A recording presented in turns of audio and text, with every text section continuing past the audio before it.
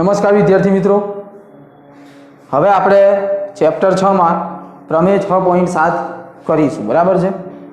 તો જો પ્રમેય 6.7 શું કહે છે કે જો કાટકોણ ત્રિકોણમાં કાટખૂણો બનાવતા શિરોબિંદુથી કર્ણ પર ભેદ દોરેલો હોય તો ભેદની બંને તરફના ત્રિકોણો મૂળ ત્રિકોણને સમરૂપ હોય છે અને એકબીજાને પણ સમરૂપ હોય છે.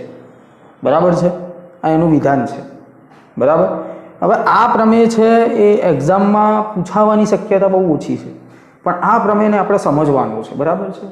ઓકે, સમજવાનું કેમ છે? કારણ કે આના પછી પાયથાગોરસનો પ્રમેય આવશે, અને પાયથાગોરસનો પ્રમેય ક્યારે આવડશે? જ્યારે તમે પ્રમેય 6.7 શીખ્યા હોય તો જ. બરાબર છે? એટલા માટે તો આ પ્રમેય ચલાવવાનો મુખ્ય હેતુ આ જ છે. બરાબર, કે આના પછી પાયથાગોરસનો પ્રમેય આવે છે, અને પાયથાગોરસનો પ્રમેય ક્યારે આવડે? જ્યારે તમને આ પ્રમેય તમે સમજ્યા હોય તો. બરાબર. તો ચલો હવે આપણે આગળ વધીશું. તો પ્રમેય 6.7 શું કહે છે કે જો કાટકોણ ત્રિકોણમાં, તો એક કાટકોણ ત્રિકોણ પહેલા દોરી દઈએ, કારણ કે વાત કોની કરી છે? કાટકોણ ત્રિકોણની. તો એક કાટકોણ ત્રિકોણ દોરી દઈએ. હવે વિદ્યાર્થી મિત્રો ધ્યાન રાખજો, પાયથાગોરસના પ્રમેયમાં આપણે હવે જે પ્રમેય આવશે એમાં આપણે આવું કાટકોણ ત્રિકોણ નહીં દોરીએ. બરાબર છે? થોડો અલગ કાટકોણ ત્રિકોણ દોરીશું. બરાબર છે? ઓકે, તો પહેલા એક કાટકોણ ત્રિકોણ દોરી દઈએ. તો આ છે કાટકોણ ત્રિકોણ. બરાબર, એ બી સી. બી શું છે? કાટખૂણો છે. બરાબર. હવે શું કહે છે? કાટકોણ ત્રિકોણમાં કાટખૂણો બનાવતા શિરોબિંદુથી. તો કાટખૂણો બનાવતું શિરોબિંદુ કયું છે? બી. ત્યાંથી શું કરવાનું છે? કર્ણ પર ભેદ દોરવાનું છે. તો ચલો વિદ્યાર્થી મિત્રો, જો આ કાટખૂણો હોય તો કાટખૂણાની સામેની બાજુ શું કહેવાય? એનું કર્ણ કહેવાય. બરાબર છે? તો આ કર્ણ પર ભેદ દોરવાનો છે. તો બી માંથી તમે એક વેદ દોરી દો અહીંયા. તો અહીંયા એક વેદ દોરી દઈએ. તો અહીંયા થઈ ગયો એક વેદ. બરાબર છે? હવે શું કહે છે કે કર્ણ પર વેદ દોરેલો હોય, વેદ હંમેશા 90નો ખૂણો બનાવે. તો વેદ દોરેલો હોય તો વેદની બંને તરફના ત્રિકોણો, તો વેદની બંને તરફના ત્રિકોણો કયા છે? એ બી ડી અને બી ડી સી. આ બંને તરફના ત્રિકોણો મૂળ ત્રિકોણને સમરૂપ હોય છે અને એકબીજાને પણ સમરૂપ હોય છે. બરાબર છે? તો હવે વિદ્યાર્થી મિત્રો ખાસ જોજો, આકૃતિ તો આપણે બનાવી દીધી. આકૃતિમાં સૌથી પહેલા શું કર્યું? ત્રિકોણ લીધો એબીસી. કેવો ત્રિકોણ છે? કાટકોણ ત્રિકોણ છે. કાટકોણ ત્રિકોણમાં કાટખૂણા ઉપરથી શું કર્યું? આપણે કર્ણ પર શું દોર્યો? એક વેદ દોર્યો. વેદનું નામ શું છે? બીડી છે. શેના ઉપર દોર્યો છે? એસી ઉપર દોર્યો છે. બરાબર છે? આટલું ખબર પડી ગઈ. ચલો હવે આપણે પક્ષ અને સાધ્ય લખીશું. બરાબર છે? તો પક્ષ લખી દઈએ પહેલા તો, કે પક્ષ શું થાય. બરાબર. તો પક્ષમાં તમે પહેલા તો શું લખશો? તો વિદ્યાર્થી મિત્રો જો આમાં શું કીધું છે?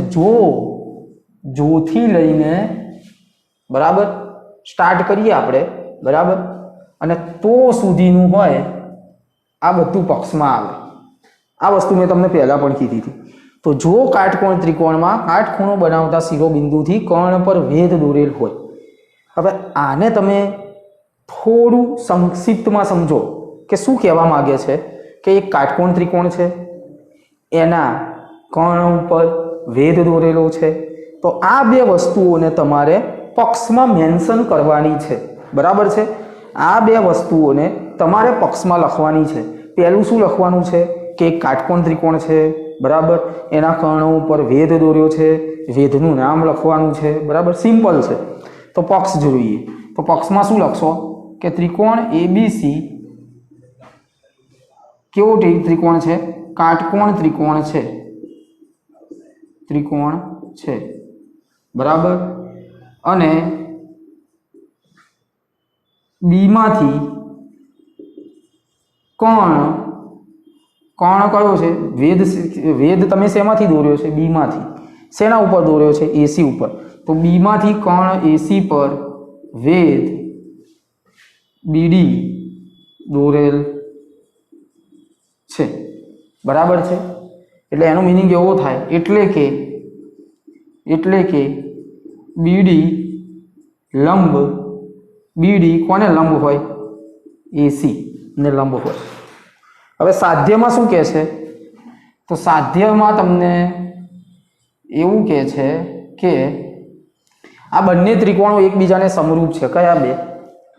જુઓ, તો વેદની બંને તરફના ત્રિકોણો મૂળ ત્રિકોણને સમરૂપ હોય. તો વેદની બંને તરફના ત્રિકોણો કયા? એ બી ડી અને આ છે બી ડી સી. આ મૂળ ત્રિકોણને સમરૂપ હોય એટલે કે એ બી સી ને સમરૂપ હોય, બરાબર છે.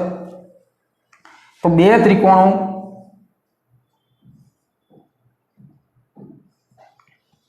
અને એકબીજાને પણ સમરૂપ હોય, બરાબર છે.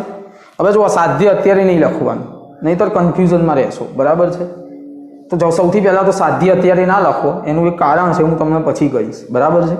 ચલો સાબિતી સ્ટાર્ટ કરી દો. ચલો સાબિતીમાં તમે શું લખશો પહેલા? તો સાબિતીમાં પહેલા તમે એક ત્રિકોણ લઈ લો. કયો લેશો? એ બી ડી.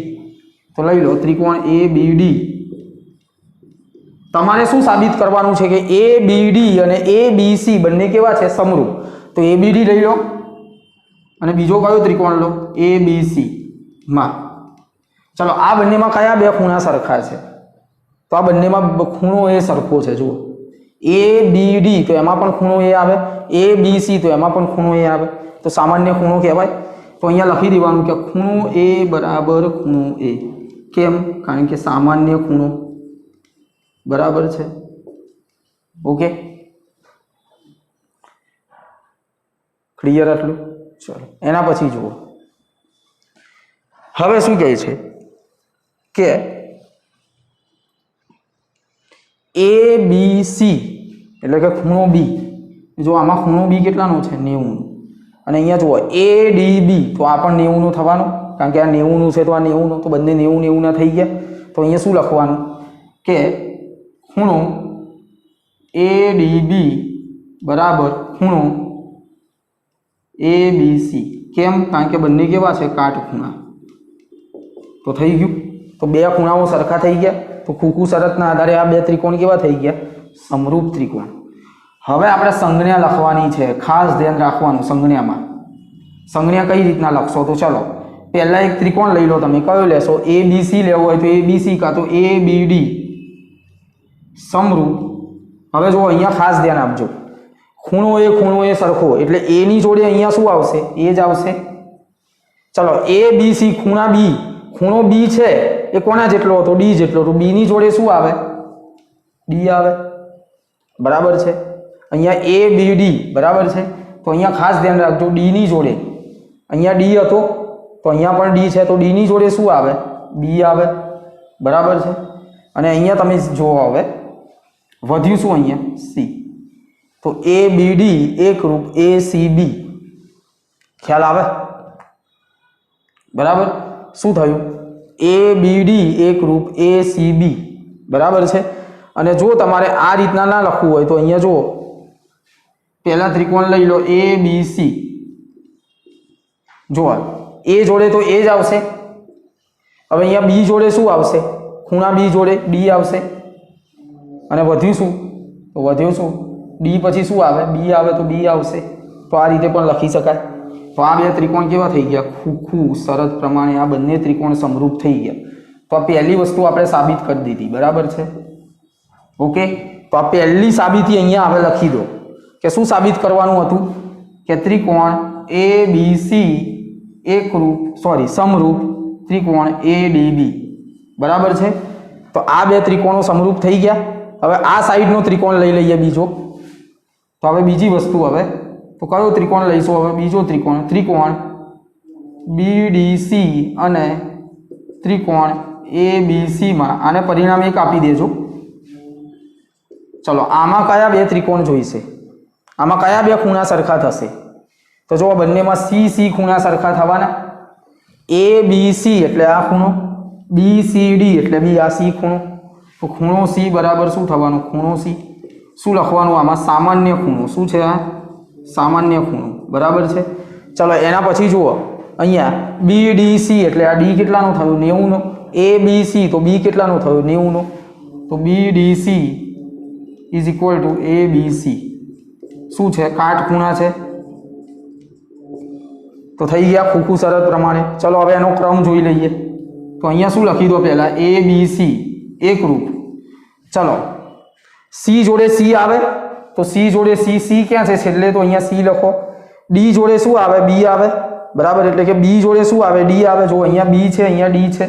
તો એ બી સી માં બી છે તો ડી ક્યાં આવે? વચ્ચે આવે. વધ્યું શું આવે? બી વધ્યો તો બી ડી સી, બરાબર છે. ખ્યાલ આવે?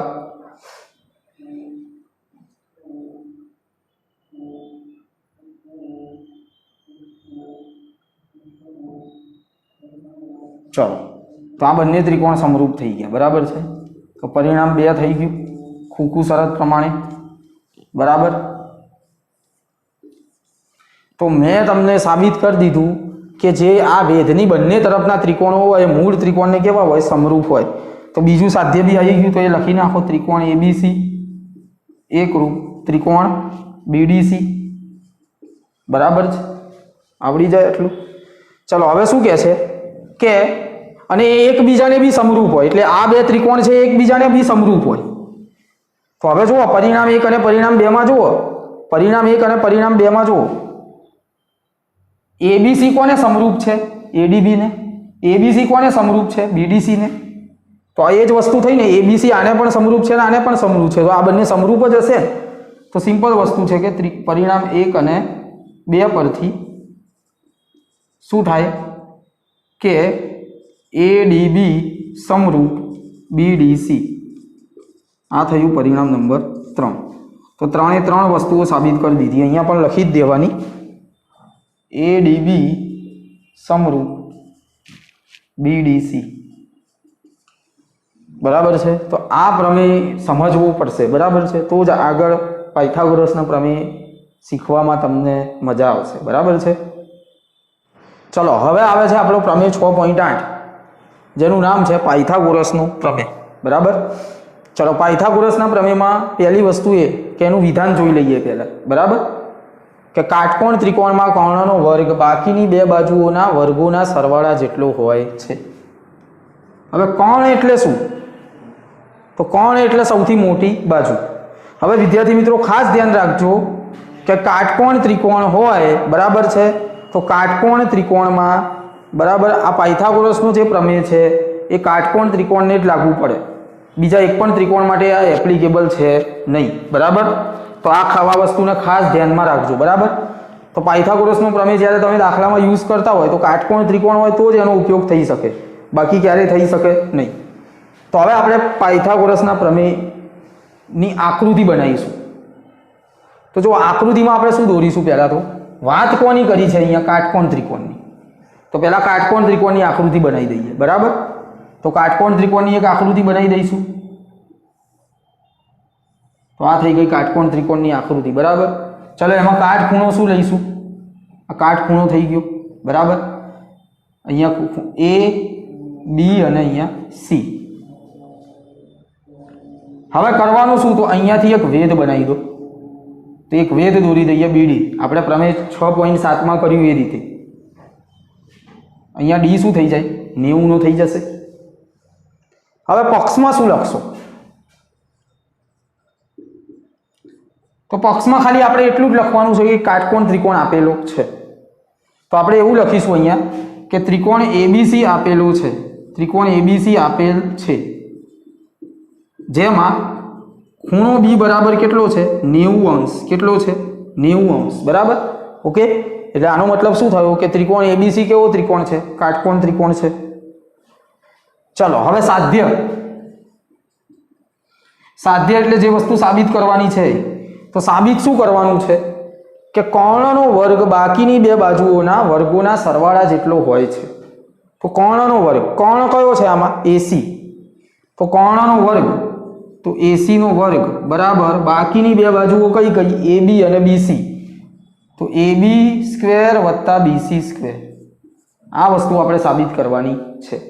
ફરીથી એકવાર, કર્ણનો વર્ગ એટલે એસી સ્ક્વેર બરાબર AB square plus BC square. બાકીની બે બાજુઓ કઈ કઈ? એબી અને બીસી. એમના વર્ગોનો સરવાળો એટલે સ્ક્વેર, અહીંયા પણ અને અહીંયા પણ સ્ક્વેર. ચાલો, હવે સાબિતીની શરૂઆત કરીશું.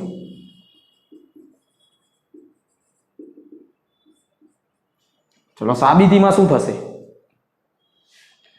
તો સૌથી પહેલા તો વિદ્યાર્થી મિત્રો, જે આપણે વેધ દોર્યો છે એ વેધની માહિતી અહીંયા લખી દઈએ. તો અહીંયા લખવાનું કે ત્રિકોણ એબીસી માં બીડી વેધ છે, બીડી વેધ છે, એટલે કે બીડી લંબ, બીડી કોને લંબ થાય? એસી ને છે, બરાબર છે, ખ્યાલ આવી ગયો?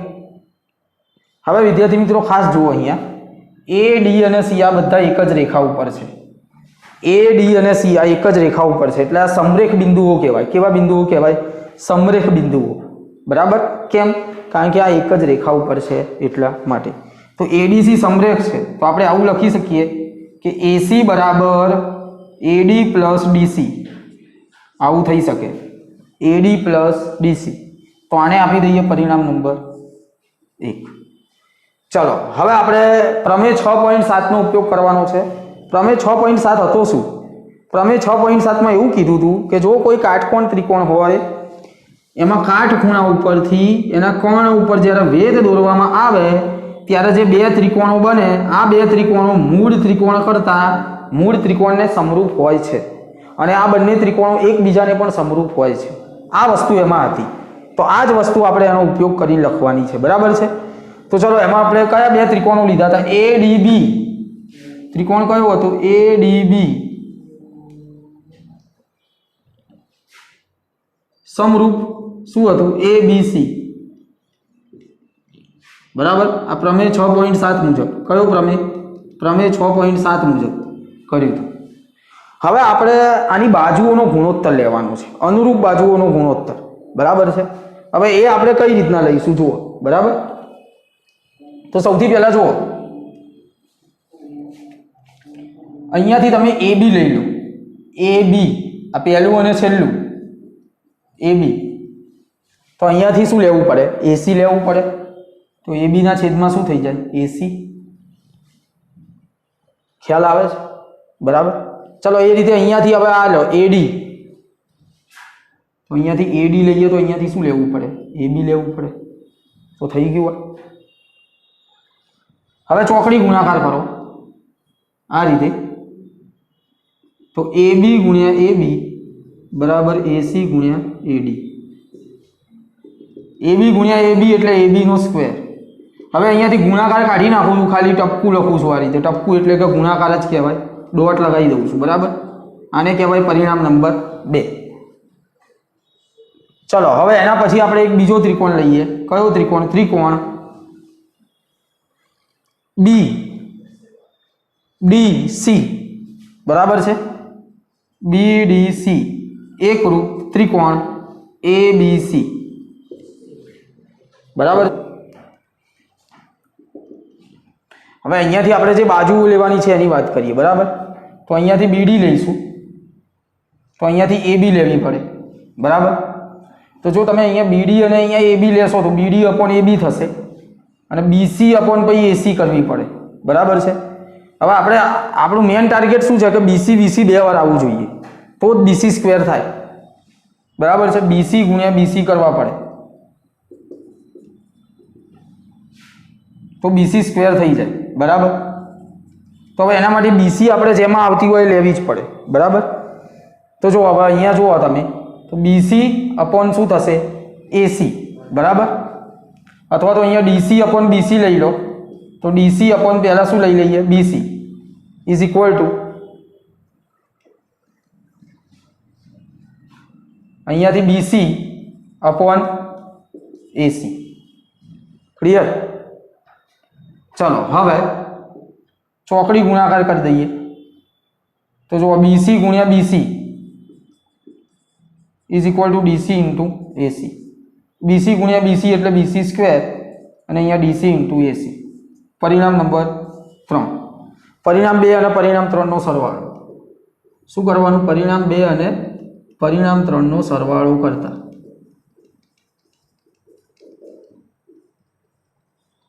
તો 2 અને 3 નો સરવાળો કરો તો AB square plus AC square. ડાબી બાજુનો સરવાળો ડાબી બાજુ સાથે જ કરવાનો, અને અહીંયા AC into AD plus DC into